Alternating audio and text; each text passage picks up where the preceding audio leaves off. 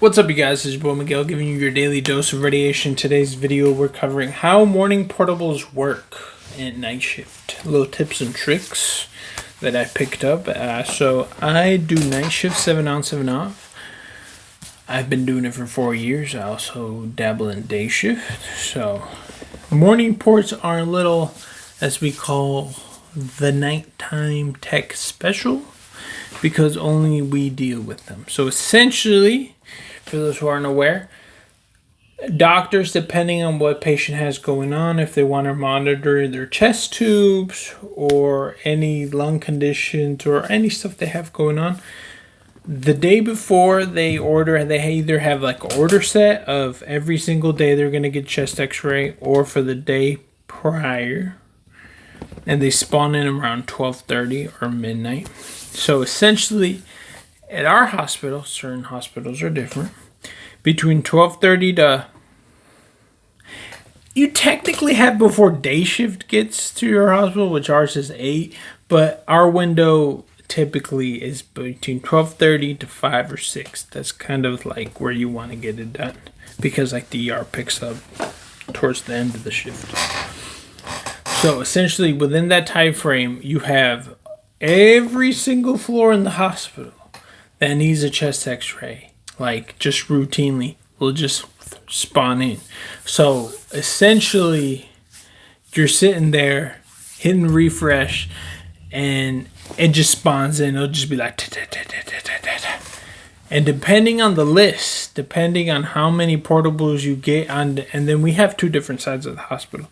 So one is like the ICU and like all of the patients who aren't as like actively, I guess, cognitive, I guess you would say, like more intubated and all that, are on certain floors. And then the other patients who are more awake, more walkie-talkie type situation, they're on the opposite side of the hospital. So usually it's always recommended to do the ICU, like the people who don't really, it doesn't matter if it's daytime or nighttime, they don't get mad. Versus the other side, we try to push till later in the morning, because most of them, if you go in there at 2 in the morning and wake them up to get chest, they're going to be mad.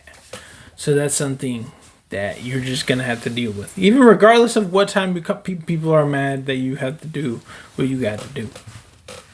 So that's something that only night shift really gets to experience. As far as conquer and divide, I would say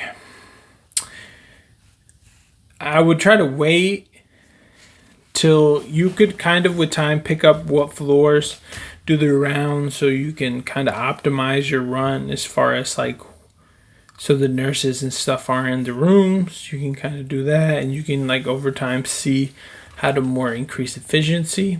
I have a lot of stuff that I use to increase my efficiency, to see like the workflow, because essentially you're going to be gone from the ER with your buddy or whoever you do x-ray with, and you're going to leave the ER hoping that with the time you do your little list and you come back, nothing got orders, or else it's going to be a constant back and forth from the floors, which kind of gets annoying, but it happens sometimes. That's a big thing that happens. Most of them, I would say it's like 90% chest, and then like a KUBs, which could be either for DOPOF, NG tube, or like full KUBs. It's kind of about it. Occasionally you'll get like a C-spine, but it'll be like AP lat for like the little placement and stuff, or like some post-op like feet and stuff, AP lat, which aren't that hard. And that's really about it as far as the portables and stuff goes. And yeah, it's been your boy Miguel. See you on the next one.